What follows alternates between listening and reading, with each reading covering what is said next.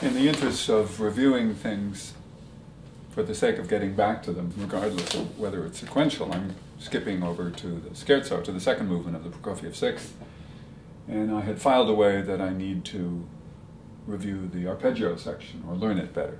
In other words, all the ones with these crazy interrupted arpeggios.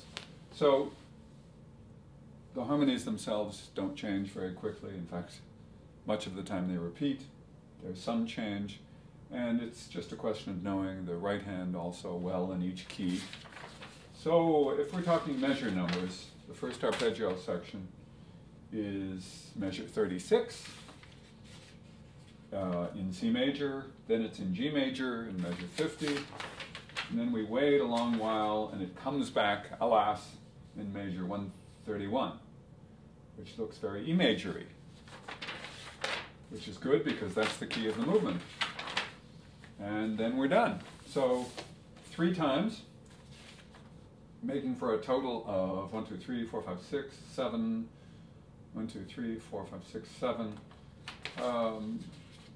First 2 times are 7 measures each.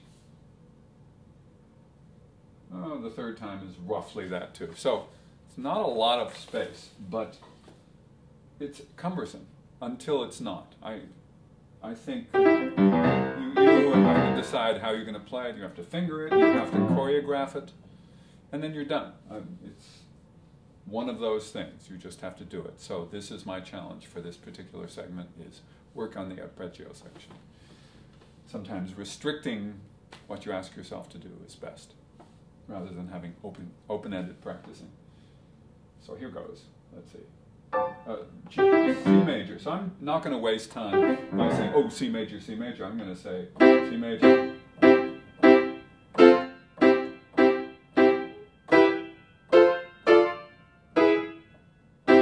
Okay. Okay, at the end, after the D minor, it's E major to E minor, whoops, C major to, excuse me, I am in measure 41, and it is at the end. E major to E minor, C major to G, A flat to G. So G acts as the anchor there. So we have C to G, A flat to G, and then it degrades into triplets from quintuplets. So C,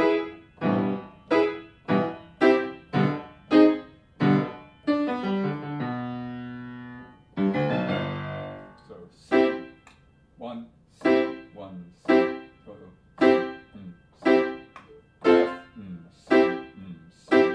See, there we changed. E minor, F, D minor, the first inversion, then if I were playing the standard things in the same rhythm, I'd be doing this, which maybe I'll do now. So, F, C, and I feel as if I'm playing a blues in a way. Maybe I am. You know, he's going to 4, 1, 1, 1, 1, 4. It's curious. His version of the blues.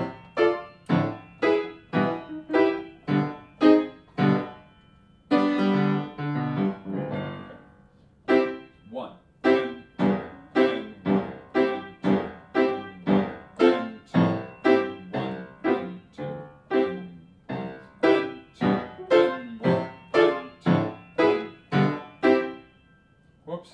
Yeah, I was right. So 1.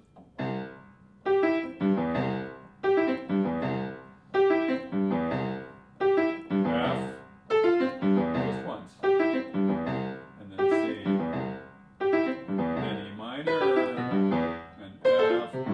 And D minor. And the 2 modes. Whoops. To G twice.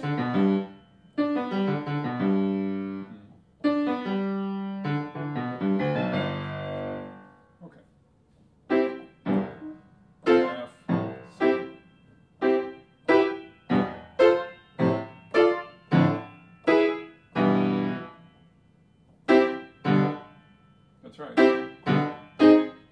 Okay, so that's a nice review. I really, ultimately, of course, I'll play all those notes.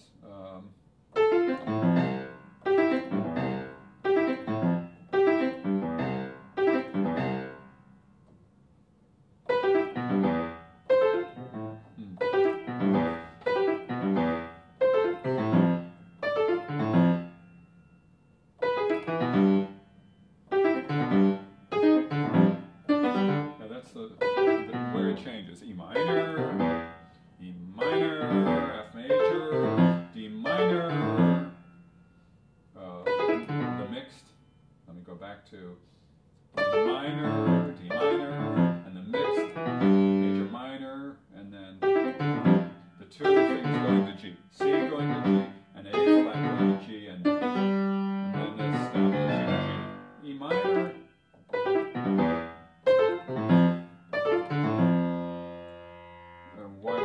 Drawing a blank when I'm going from D minor to E major minor.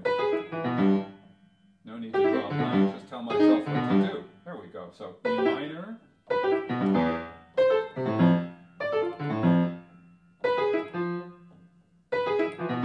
silly me. So D minor, C, E major. In other words, I have to make the reality of that transition more obvious to me, to myself. D minor to E major minor. There we go.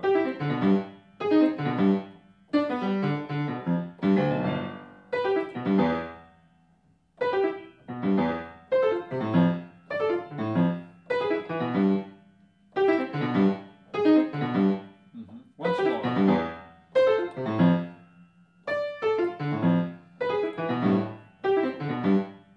Is that really right? Yes, so it is. C major to G. Now, in terms of the continuity of this, is all going to be light and pianissimo. And as I determined before, there's no way on earth anyone's going to play this evenly over the space of the 5 or 6 notes. So what I can offer myself is relative evenness for the top 3 and the bottom 3. So that requires a good landing and a good continuation, and also not anticipating the launch note. So I want to be able to play clearly the 3rd note.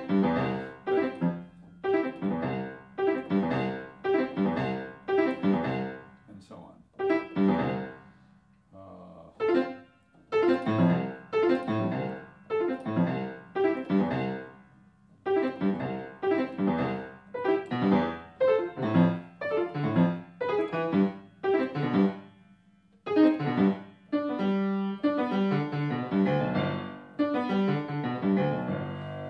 Something like that.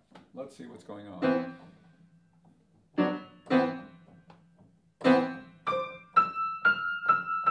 So, I want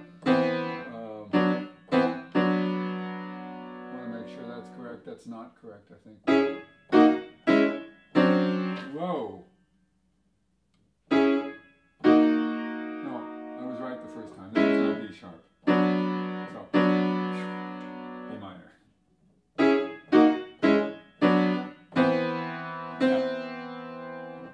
Got to mark that the theme begins way down here in the bass. Prokofiev seems to love these octave displacements, so it's here. I remember lots of these crossover fingerings, 2-1 instead of 1-2, that appealed to me.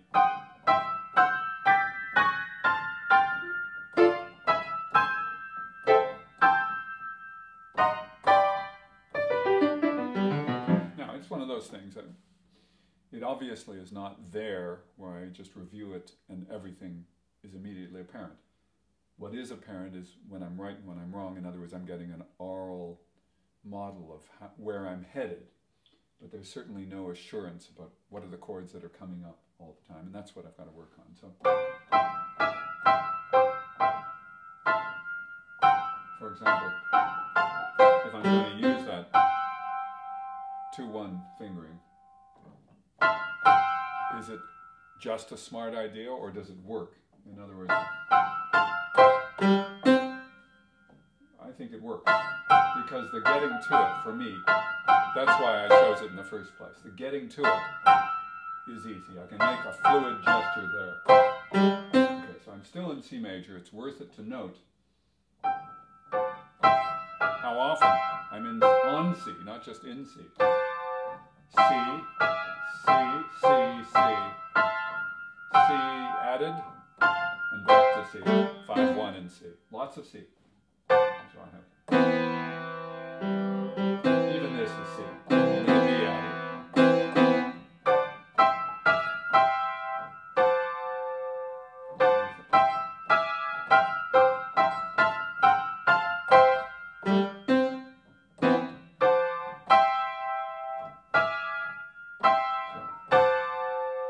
These various chords.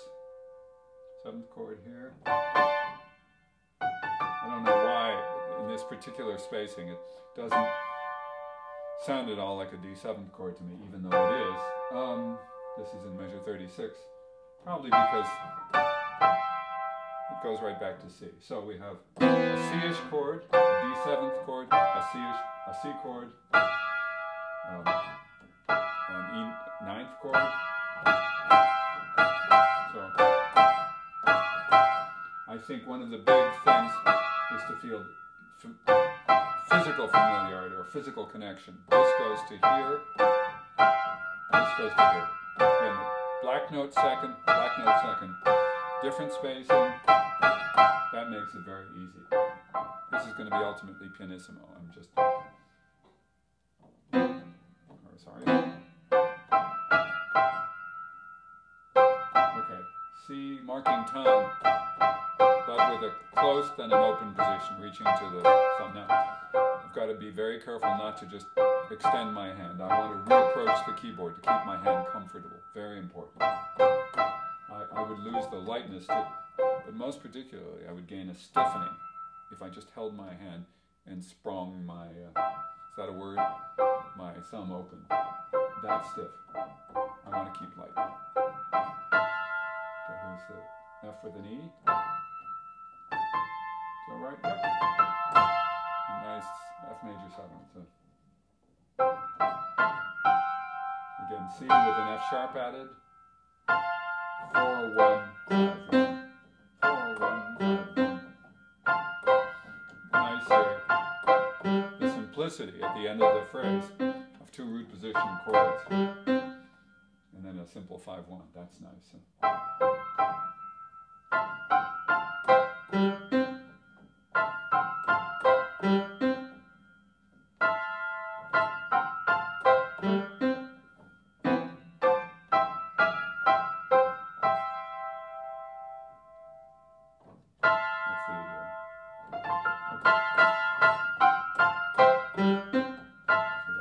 The half chord, the half measure, the half phrase. That's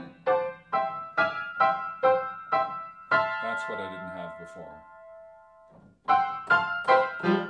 So it's interesting because once I have it, for whatever reason, however my mind happens to work, my brain, once I have this, I had already developed a continuity beyond it, which I'm not going to fight it. That's where the fluency arises, having made that juncture clear. So,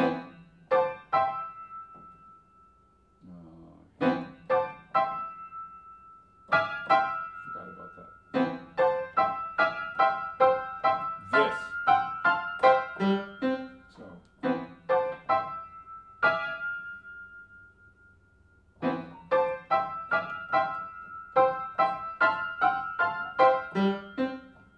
Big and very tiny.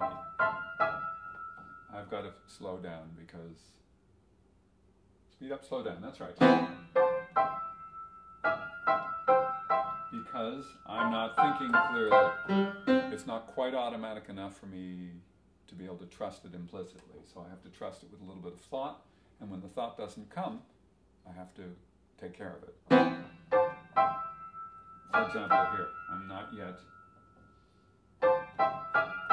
making that association work physically, which is, it's not problematical, it just needs to be done. That's the groove I need.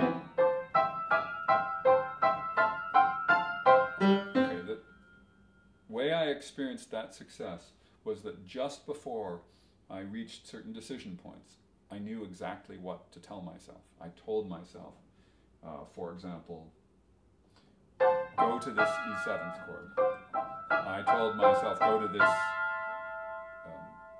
F major major 7th chord. Now, did I say all those things? No, but I said enough. I represented them. There was a sort of a token of that whole thought in what I said to myself. Now, could I do this by feel? That's interesting to me. The answer is yes. So, and I would like to be able to do most of it by feel because the left hand is where most of my visual attention will be. So it's a very good thing here to be able, now here maybe I would look here, but you can see this is starting to cook.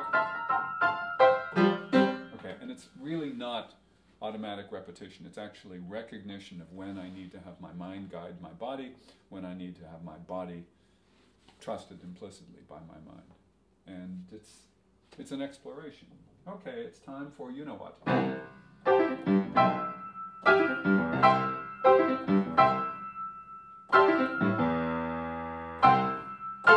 So when this goes to F, that's when the left hand shifts.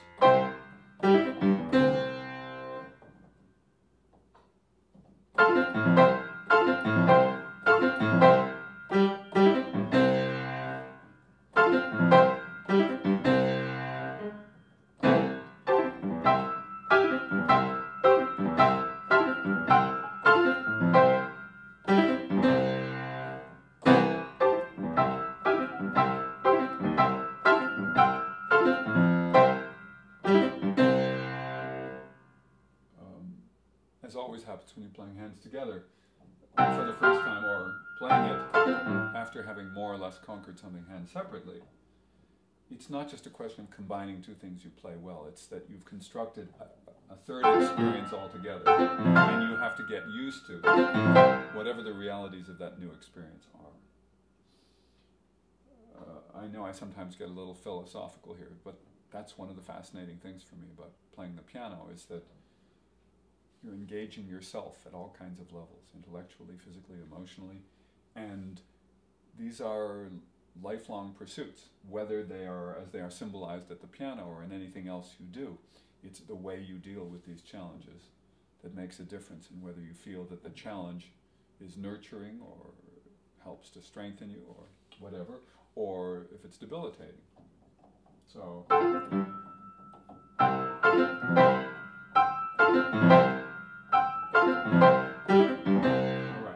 I'm still not remotely layering on the complexity of playing pianissimo. You know, I need to know these notes much better than that. It's not that I'm committing to getting all fingery. If I did that, it would be silly because I would be learning an inappropriate physical approach. What I'm looking for is a sense of ease. Whoops.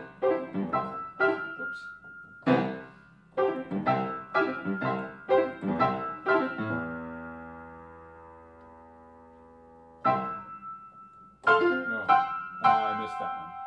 So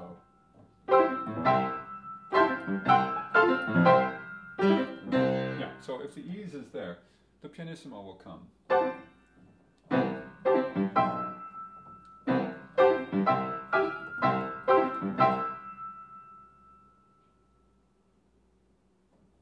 That's the one, the A minor-y one, or the F major 7th one. 3/4 of this is F major. I just want to make sure what I'm grabbing for gives me whatever kind of image I need to help me to find that chord. This chord. Okay, it's really simple.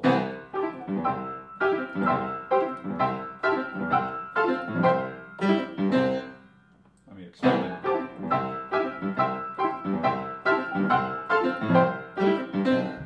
Once there's fluency, tempo is really not an issue. You can go faster, you can go slower. It's that you have to be able to slow down your thinking. You have to know that what finds you the keys and the notes and the right ideas, that there's plenty of space for it, that there's no sense of panic. So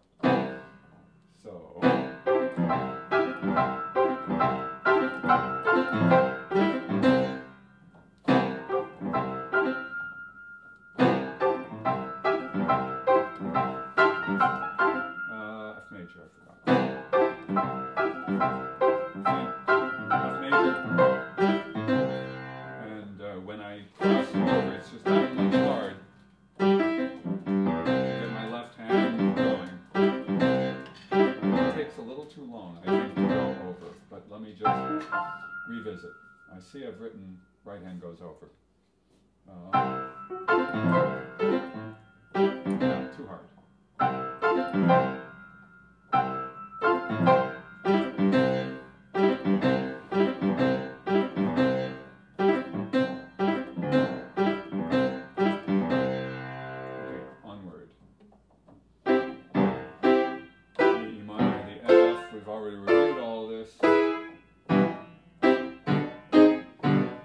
I reviewed too much. In other words, I learned the left hand through the second portion all the way down to 43, but I'm only now combining or starting to think about the second half in the right hand. So let's see what's cooking here.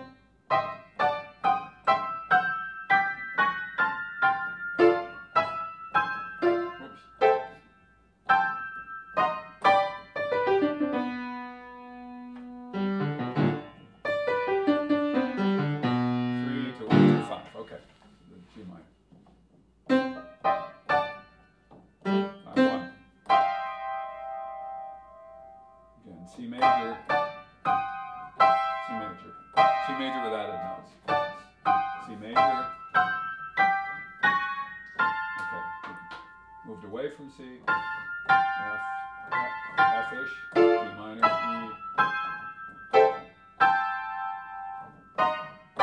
We've headed for G. However, G doesn't dominate this phrase the way C dominated the first phrase. In other words, it's not omnipresent. There's too much motion, harmonic motion. We get to G here. We get a G in this middle of the left hand E minor, an authentic G major chord, but that's about it. We're still on C. That's good to know. And 40. And then we start to move. G.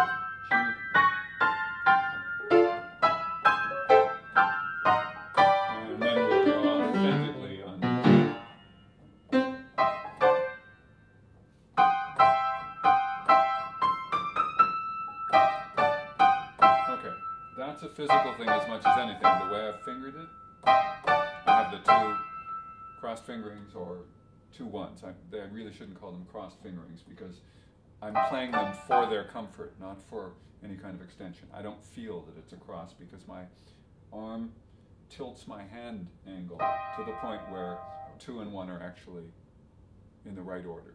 The 2 is to the right of the thumb, so it's like that. You just turn your hand and you maintain the natural order of things. Actually playing 1 and 2 would be much more compressed and peculiar for my hand.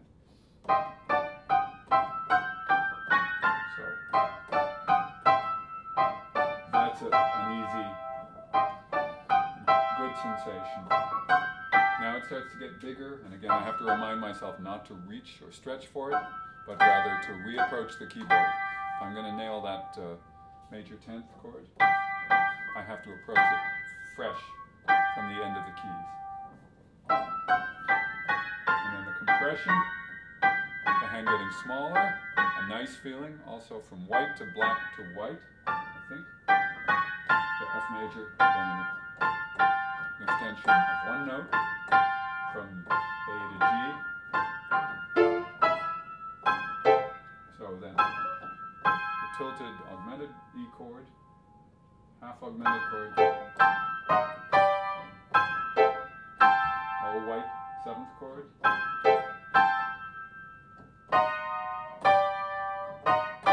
and to G, and to note that this sensation is very comfortable with the 3 black notes. There we go. If you happen to have traced when I was last doing this, I will reiterate my discoveries. In other words, if this sensation requires my conscious involvement in it, then I will try to be conscious of it. It's one of the things that makes it memorable, that the groove is not just physical, not just from doing it over and over, but that you develop a kinship with it, a way of describing it that becomes meaningful to you. So this augmented plus minor, I don't know what's the terminology, augmented minor chord, augmented diminished chord, major augmented chord, doesn't matter, it's an augmented chord plus a minor third.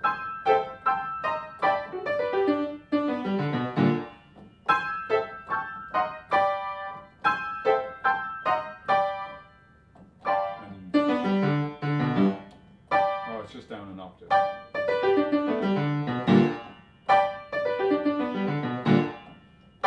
And this is still piano with a sting and then forte. So, little sting. All right. Whoa. Here's again something to remind myself of. This C major chord with the added D sharp chord has a white note on the top. This one is a similar kind of chord, but of course it's 4th finger instead of 3rd finger. It's not this, but it's this. And also the feel, the hand feel, is different because 2 of the notes are black notes. So compare this with that. That makes it memorable in a different way. If I prepare the way for the sense of the black note, then I get it. Okay.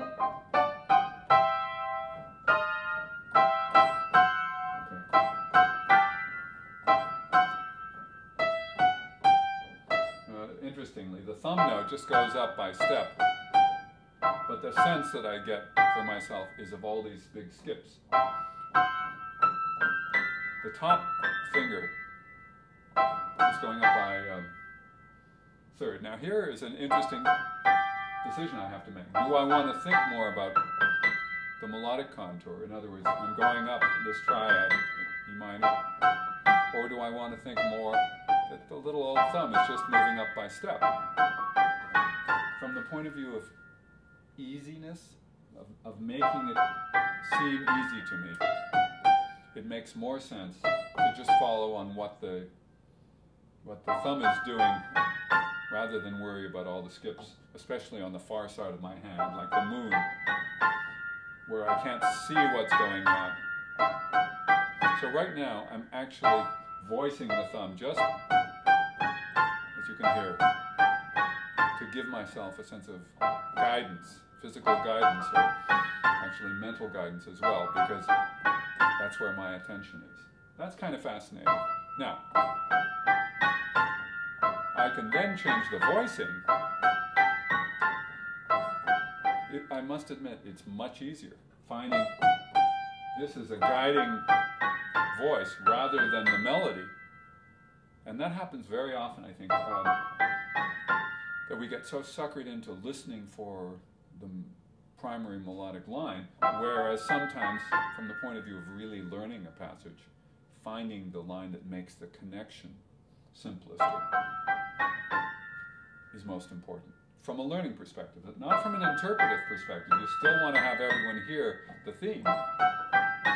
But getting to those notes, it's so much easier for me, tracing the thumb line. So,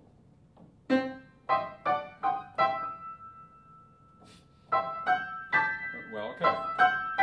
I've got to remember the whiteness of the G chord. So,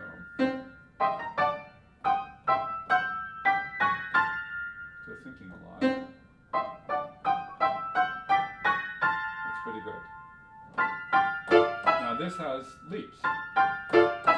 Do I trust them? My left hand is going to be doing just as much leaping as before. So, here's why I'm combining just this hands together. I have to know what the actual challenge is going to be, visually and in terms of attention. If I'm able to sneak a peek at my left-hand thumb note, the D down here, then if I do need any help finding the lower D minor chord in the right hand, I'll have time. I don't probably need to, because it's a fairly easy chord to find by feel. So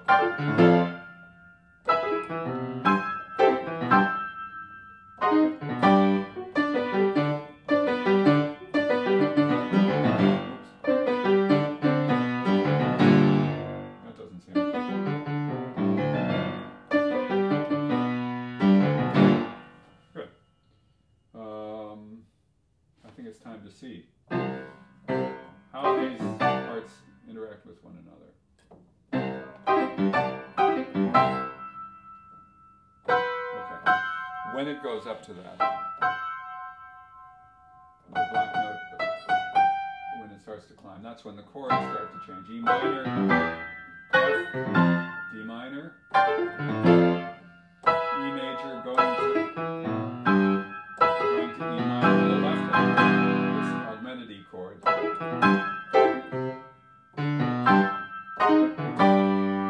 So, I need that part. I need it to leave an impression, in other words.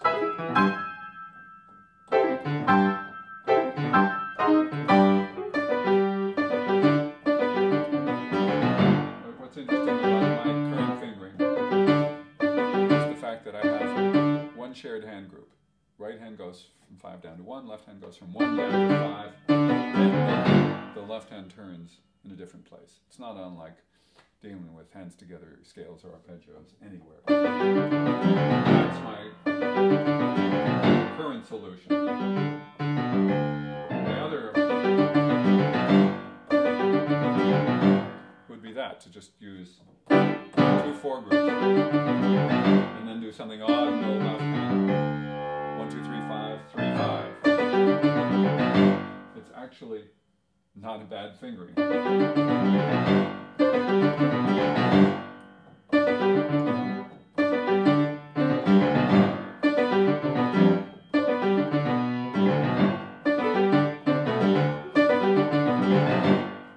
Considering it's non-legato, I'm shaking my head because it's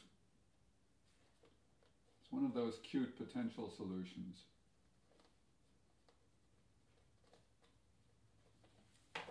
That warms me in here. It's like it's a discovery rather than an imposition of an intellectual idea. In other words, I said to myself, just do it in parallel and see what happens. And what happened was that it worked, and it worked excuse me, at a level of involvement that was much more automatic, much more immediately embracing of the solution, which is where I normally decide whether a fingering or a gesture or a grouping is right, is how quickly my mind and body learn it. I embrace that weird solution, and although there's a certain orthodoxy that says that's weird, I think that very often our orthodoxies in fingering and in grouping are just what we're taught, or it's the sort of thing where you say, I entrust this concept to a person of this age, like drinking at 21 in this country, or at 18 in Canada, or something like that.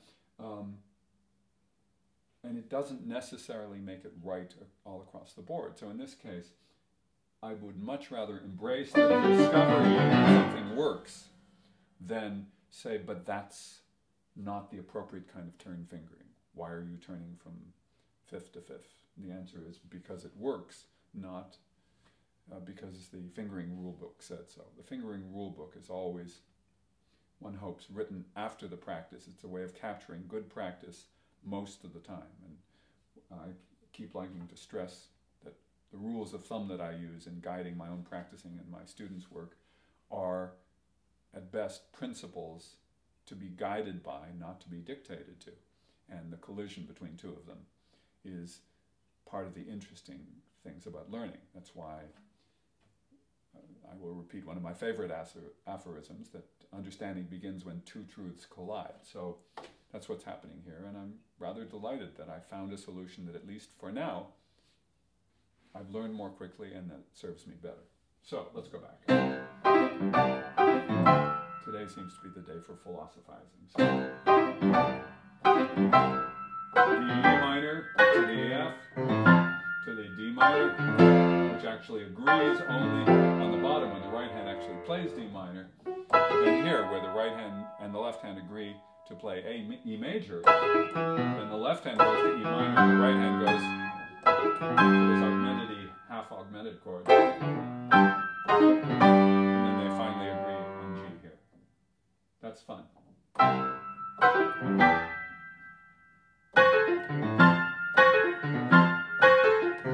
So it's nice to know this doesn't agree at all in the E minor. Doesn't agree.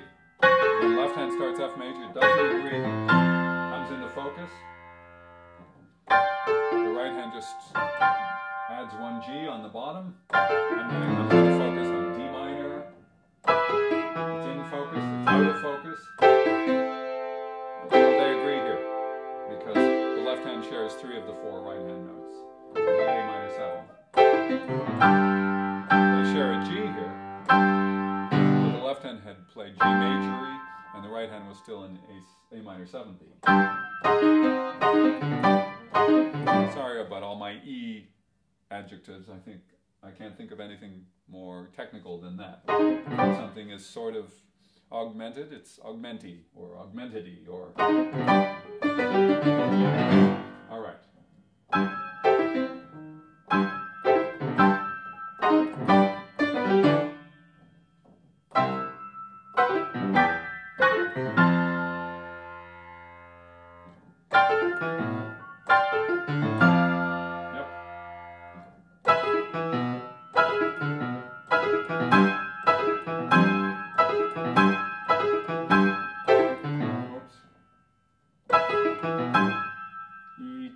C major. Oh,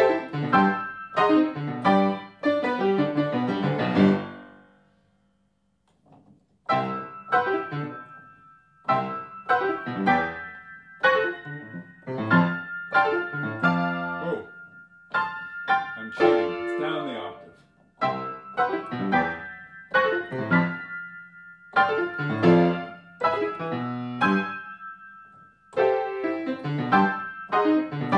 I'm noticing I'm going into a sort of an auto mode that I don't like. In other words, I'm sort of practicing and I'm able to pass judgment on whether it works, but I don't have that really, really focused attention on making all the right decisions. So I'm going to back off a little. I'm going to maybe reinforce some of this. So it's E minor and F and then the D minor and then the hybrid.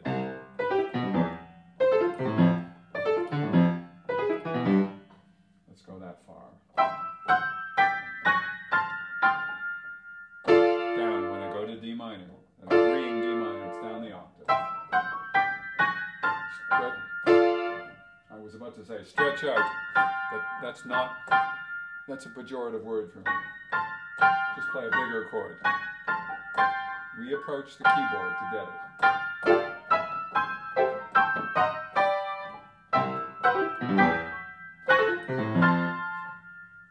Bigger chord. Agree.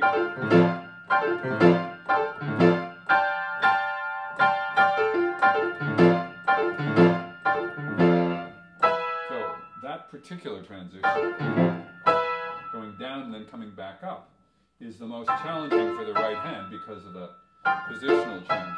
So there's no reason for me not to practice that explicitly and in isolation.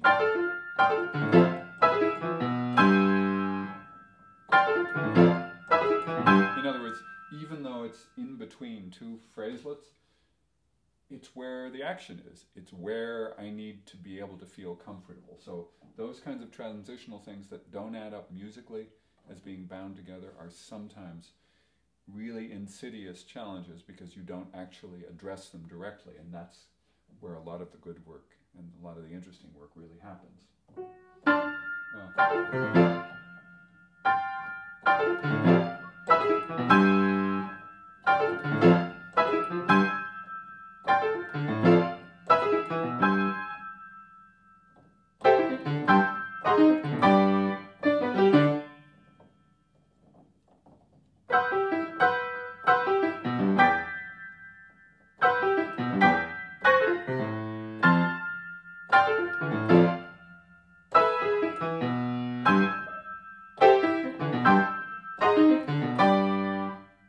Just playing, I'm just trying to be careful right now.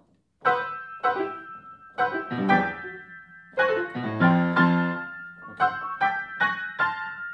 This is another one that melodically belongs together, because that contour of the melody is a significant one. A lot of this theme is in very close quarters, repeated notes, seconds, things of that sort. When it makes its big swirl, it's the largest melodic event, in my estimation, of the theme. So I want to make that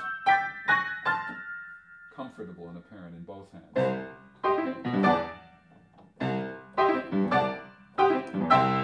First of all, this is all C major. Now it starts to move.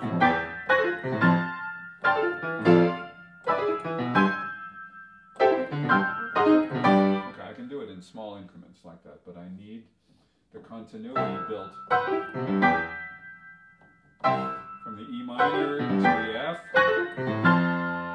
to the D minor, down here.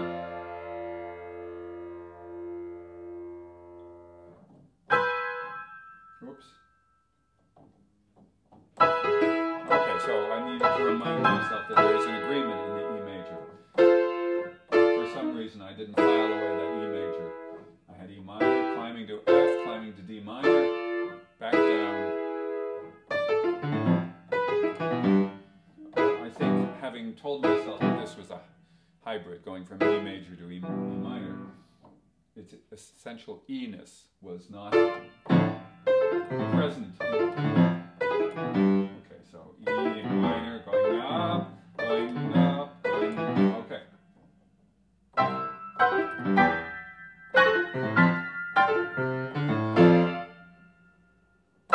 That one.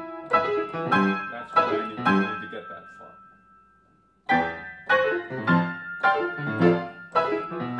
That's good. Just starting it sometimes from a different place can make all the difference. Whoops.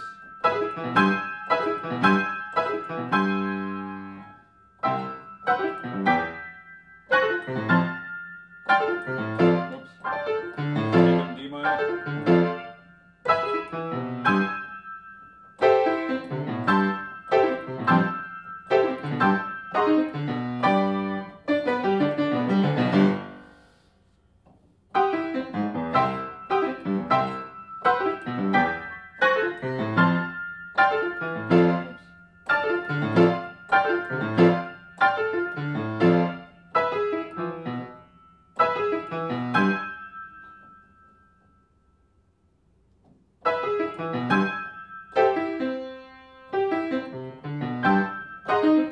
Sometimes I just have to slow things way down, because even if something worked a moment ago and just fell into place, there's always that risk that those voices will tell you, do you know what you're doing?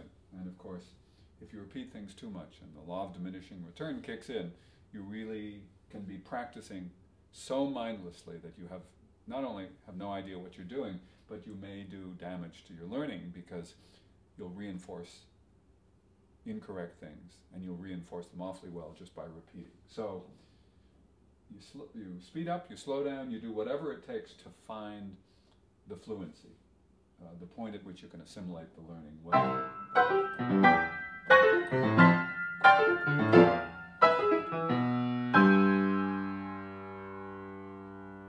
C major. As I say, I had not been terribly conscious of this A minor 7, because it was one of the simpler chords, so I hadn't made a big deal out of it, nor had I gotten to the end that much.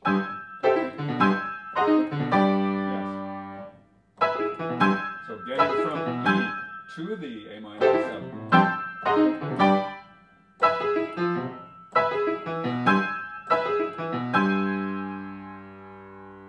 That's the one.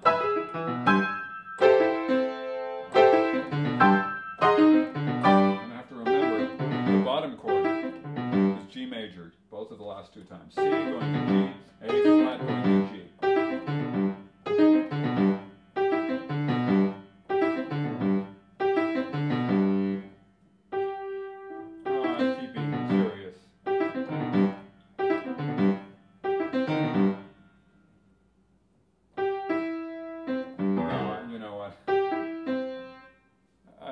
Through this before. I'm just recalling I was looking for a fingering where I could put my thumb on the last of the upper arpeggio and somehow reach and connect to the lower arpeggio. But that so doesn't work on the first part no matter what. So even if I were to be able to do that here, the change in attitude would not only not be worth it, but the lack of rhythmic consistency with the larger arpeggios would make it seem screwy. I mean, the relative smoothness, if I can call that smoothness, it isn't, wouldn't be worth it. So I'm going to go back to 3 plus 3. There we go. That's pretty good. All white. All white, many blacks. Tilt to the thumb, all white. All white, any blacks, any descriptor that's useful. Yeah. Nice.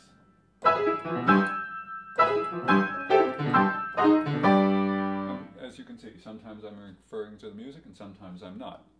The question is the repetition providing a reinforcement, a positive reinforcement?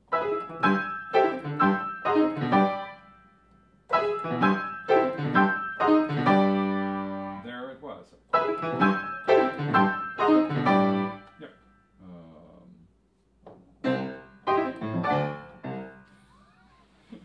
I'm just reminding myself this is just the first 7-measure statement, and I'm swimming in it already.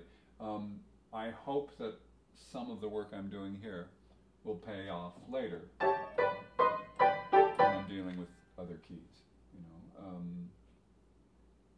I'm sure it will to a certain extent, but the difference in feel, of course, will have to be negotiated, and I'll have to be able to file away how the 3 of these statements are different from one another. But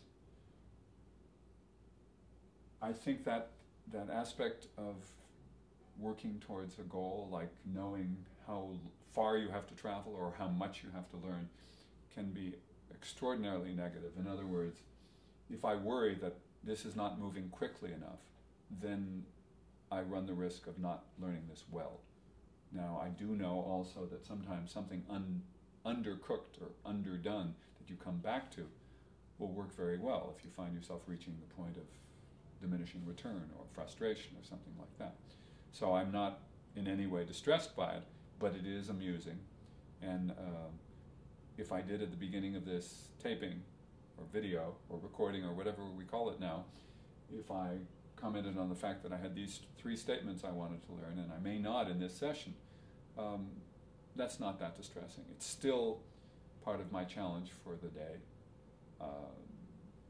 thinking about my total challenge. I do want to go back and review some of the first movement as well, but this has been 2 days in the making and I'm making good progress. So that's all I can ask of myself, is to be thinking relatively clearly, recognizing when I'm wasting my time, recognizing when I seem to be finding a groove, and celebrating when I have even a little breakthrough, because you can't have practice sessions without victories. You have to guarantee, I think, in some fashion, even little victories and recognize them for what they are. And I've already had quite a number of insights into what works. I've had a changed fingering that immediately got rid of a certain complexity in the left-hand arpeggio. And the harmonic language is clearer. The relationship between the hands is clearer. These are all wins. It's taking time, but I'm willing to invest it. So.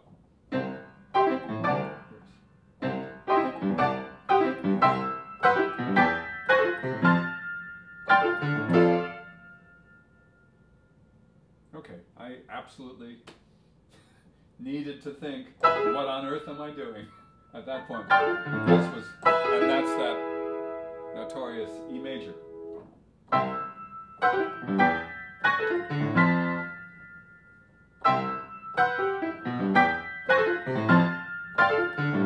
E major. And then see, one little decision got me back in the groove. I think I'll yell E major at myself next time too. Whoops. F major. F major. D minor. E major. E major going to E minor. And then the yes.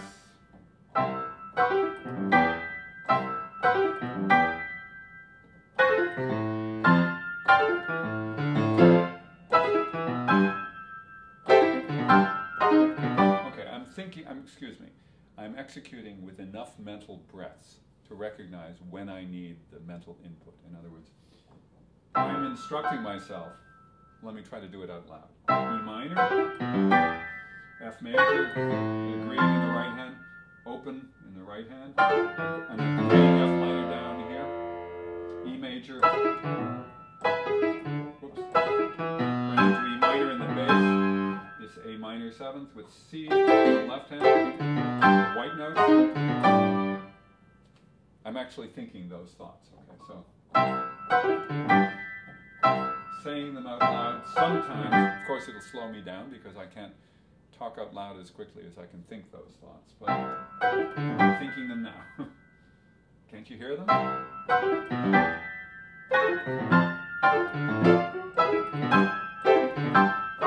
That was the best yet, so. No. I needed to go to a pure F major there. That's right. Considering how many big chords there are, it's really nice to have something as simple as a first inversion F major chord. First inversion C major on the downbeat, first inversion F major on the downbeat. Then it gets peculiar.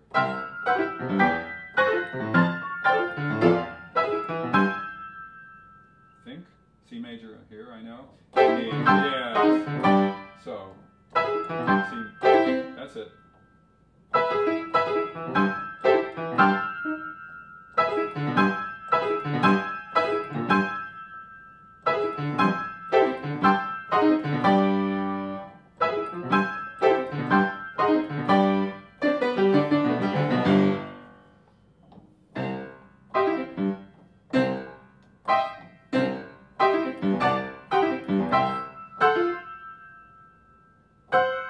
When it goes up, it goes to E minor.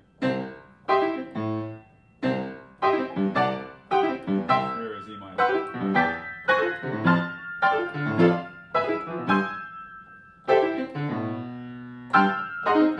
Yeah, with a little bit of thought, that's getting better.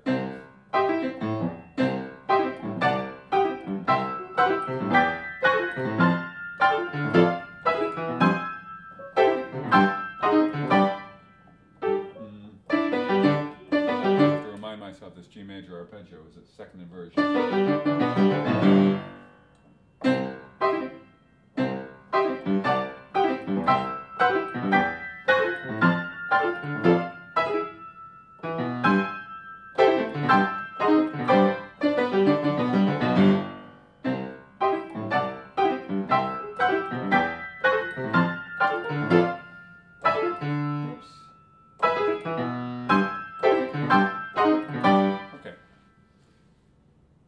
Okay, going back to the first phrase, yes, usually is embarrassing. You go back and you find you've forgotten absolutely everything. So I need to do that.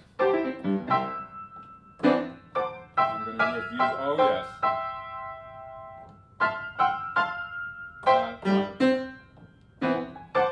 These second finger black note chords. A minor E or F major minor 7. 7th, major 7th. So.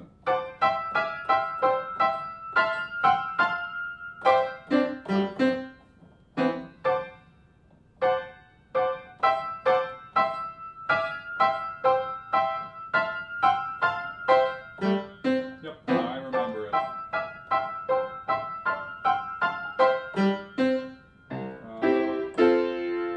Only one chord changes. Only F major in the 3rd measure. So.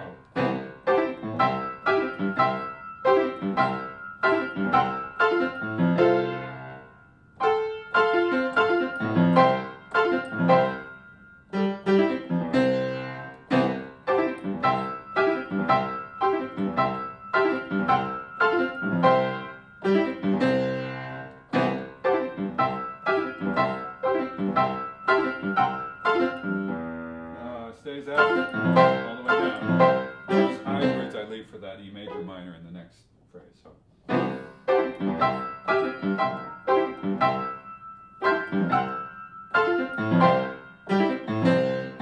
to C major, please.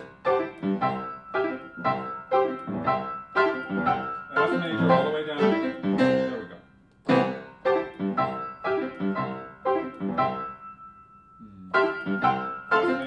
Yes.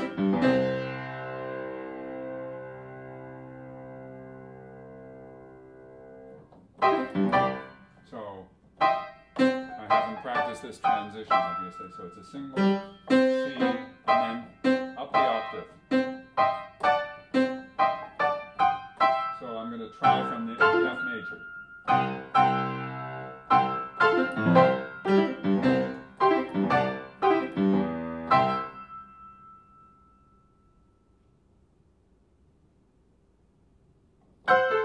You know, I had the inkling that that was the chord. But it was one of those things that was fuzzy in my mind. Here it is.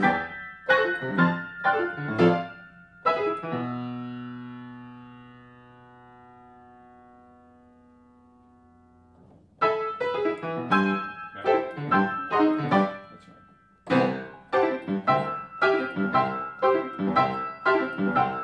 F major.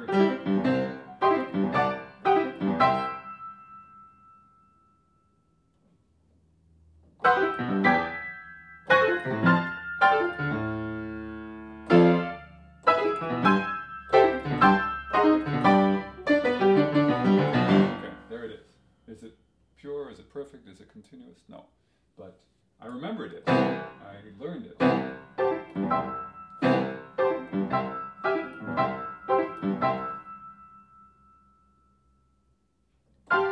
F major. F major. The shift here.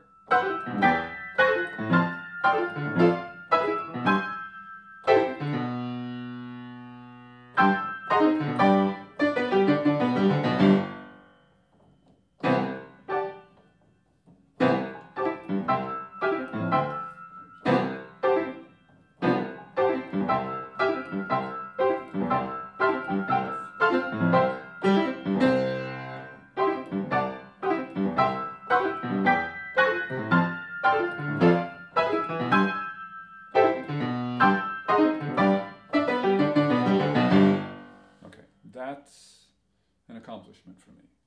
I will come back to it.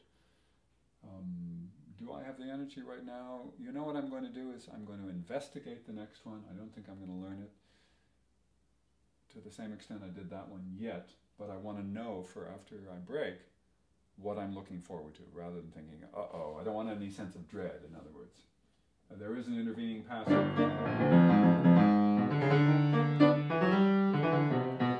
not trying to give it short shrift or anything, but right now I want to examine the parallel demands and experiences for these arpeggio sections. So we are in G. So G. The first one is C, C, C, C. This is G, G, G, G, C, G. That's so far parallel. Then the second one was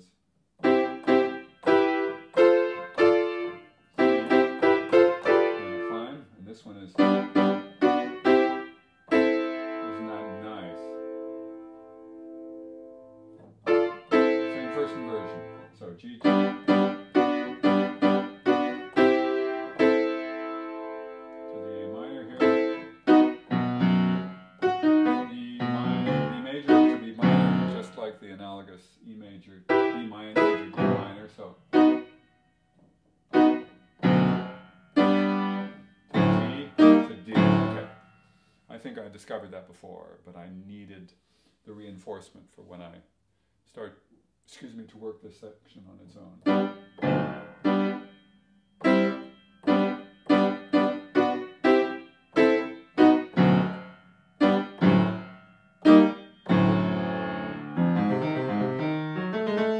Comes out differently simply because he leaves out that descending two-handed arpeggio.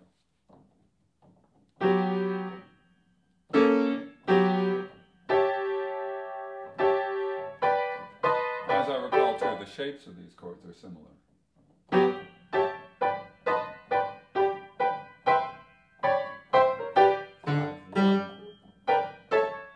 That's really nice. I did discuss one of the reasons why the rhythm here is different, because the chord is bigger, and Prokofiev chooses not to be Rachmaninoff-like in the bigness. He doesn't have the same hands, and so he finds it rather useful solution. Break it up.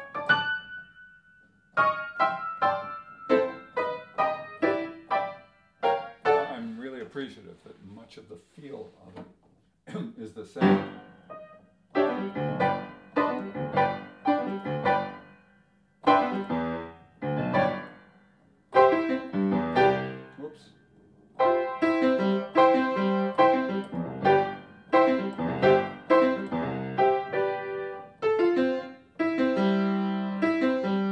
Checking my fingering from before. Maybe I've written 1, 2, 5 for the second inversion, and I don't remember doing that up here. I don't think I did. So I am staring, looking for my exotic ismi. Okay, I'm going to put down 4 and replace the 5 with a parenthetical 5. I'm going to go back to the F major and write 4 because I think that works better. So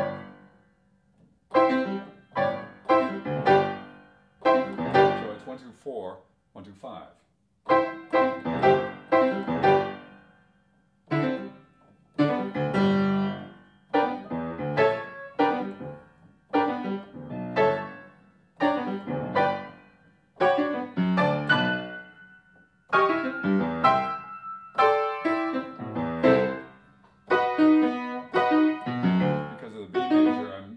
Different fingering, 1, 2, 2, 3, 5.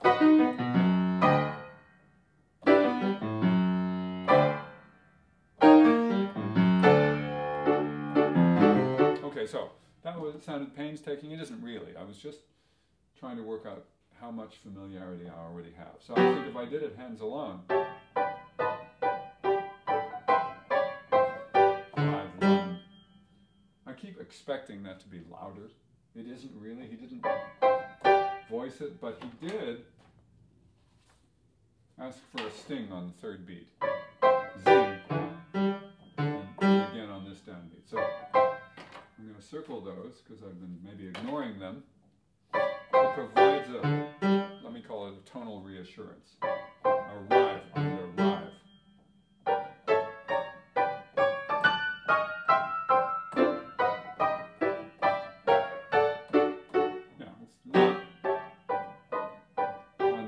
That's good. Zing and zing. Yeah,